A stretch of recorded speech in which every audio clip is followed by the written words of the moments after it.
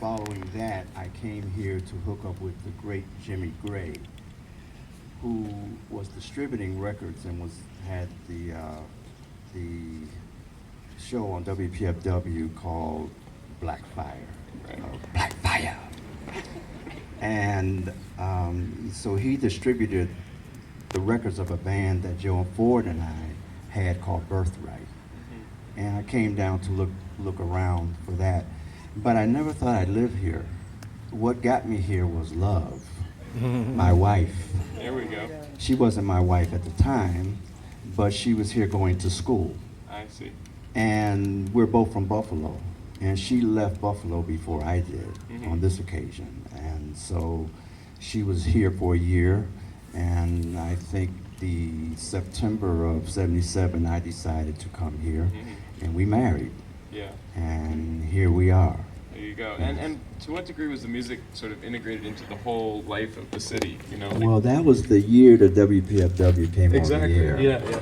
And I also came here 2 months before that great concert that was Bill Worrell and Bill Brower and others were involved in that didn't do well, but because DC Space was there, Right. those musicians came over to DC Space to perform. And remind us, it Don was Cherry was Don one Cherry, of those, exactly. and Sun Ra Sam there? Rivers. Sam Rivers. Yeah, I think Sun Ra was slated to come. Right, right. But so that's how that happened. So yeah, '77 was a great year to come here, and that's the year that I met Brother Ah.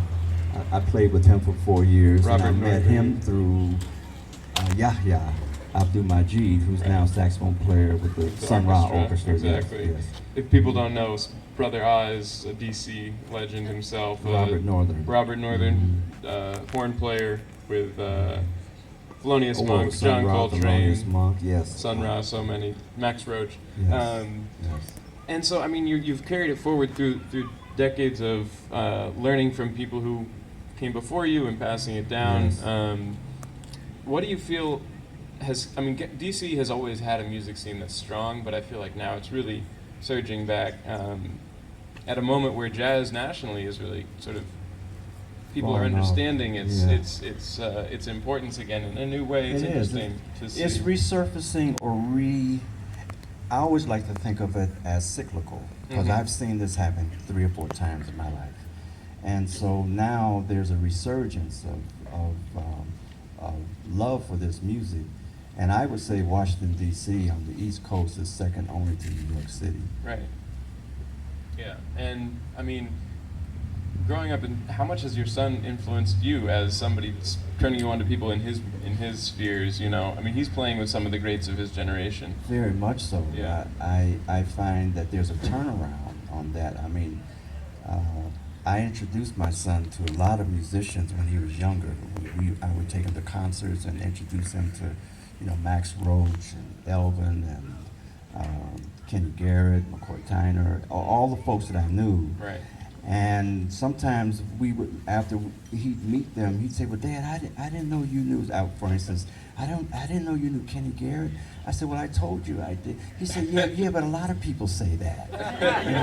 I didn't know you really knew him. So I introduced him. Kush is a critical thinker. He's Very not critical. going to let it go by you. Right.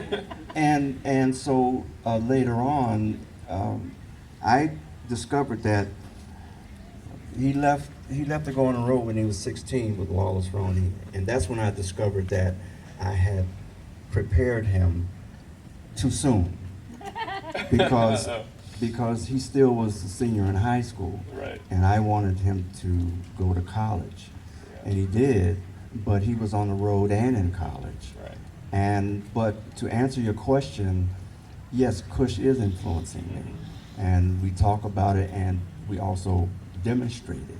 And when he's home or wherever we're together, he and I are just trading stuff and talking about stuff. But at the same time, Like what?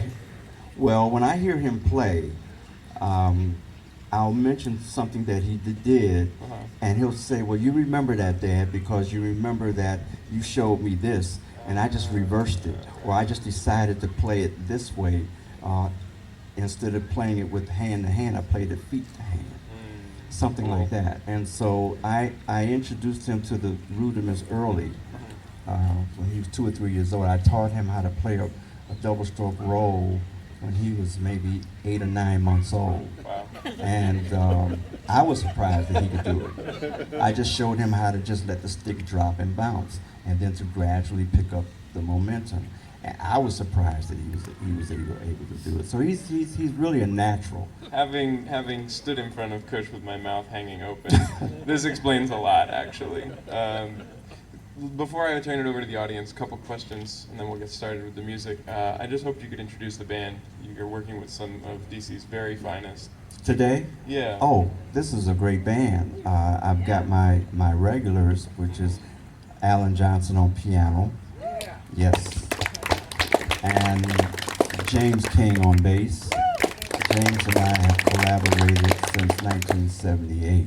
I met him in '77. And then joining us today, it's hard to get this gentleman. I've called him several times over the last 2 years, and he's so busy that it's hard to get him. But today, he's available to us, and that's Paul Carr on tenor saxophone. Cool. So yeah, that's an amazing band. I'm excited to hear them. If anybody has some questions for Nasar,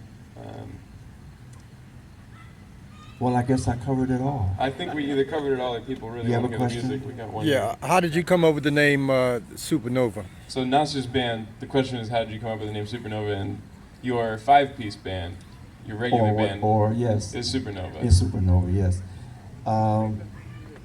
Well, Supernova came out, well, I first became aware of what a supernova is when I was exposed to Wayne Shorter's album of the same name, Supernova. And I said, what's a supernova? And he explained it in the liner notes. And then after discovering what it is, then I used it as the name of my song first used it back in 1976. And I did so because I think cosmically. I love cosmic things. I mean, we can sit up and talk about cosmic things for days at a time. It's like sitting up and listening and talking about music. So the idea of a supernova is that it contracts and expands. And the light of a supernova, when it explodes, when you look in the sky and you see the light of stars coming toward you, many times those stars have burned out, but they're so far away, light years away, that the light is still moving forward towards us. So I like to think of the band Supernova as the band that plays music, that the light of the music will continue to revolve and evolve within your head. When you leave the concert, you still hear the music. Also, a supernova, when it explodes, it unleashes tons of energy that includes DNA that we are all made of. That's why they say we are star material. We are all made out of star material. So a supernova is very important. It's a big idea. So that's why I named the band Supernova. One more. Mm-hmm. Okay, that's a very high-profile name. Have any other bands or anybody else try to come up with that name as well as yours? Have you had any problems with Yes. that name? Yes. Can you tell us about it?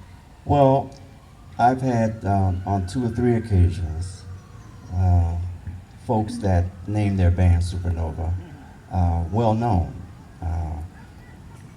And fortunately, I went through the USTPO and copyrighted and trademarked my name back in 1990. And so therefore, one of these bands, they decided, well, they would back off.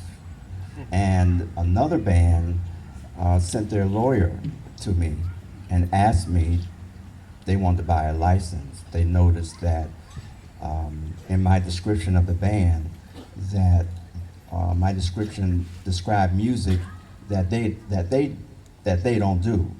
but they were a rock band. And turned out that a few years back, maybe about 10 years ago, there was a television program that that had a band, and they were looking for a vocalist. And so they had vocalists come on and audition for the band. Well, they wanted to call that band Supernova. So I sold them a license to use that name only as a rock band. They couldn't use it as a jazz band or describe any other music, because that's in my description and my trademark. Thank you very much. Washington is a fabulous town full of excellent jazz and excellent lawyers. So Yes, indeed. why not put it together? I like that. Let's focus on the jazz Yes. for the next hour and 45 minutes. We're going to play for you. We've got, like I said, we've got Paul Carr on tenor saxophone, and we've got Alan Johnson on piano, and James King on bass, yours truly on drums. And what we're going to do is what I love to do. This is an approach to music that is strictly improvisation. Strictly. Meaning that when we put music together, it is like a shining star. We decide, in my case, a quarter note just before what we're going to play. So what you're going to witness is, with these masters I have with me, is true genius. That's true. Thank Give you. it up for Nasar Abadey. We have CDs on sale too.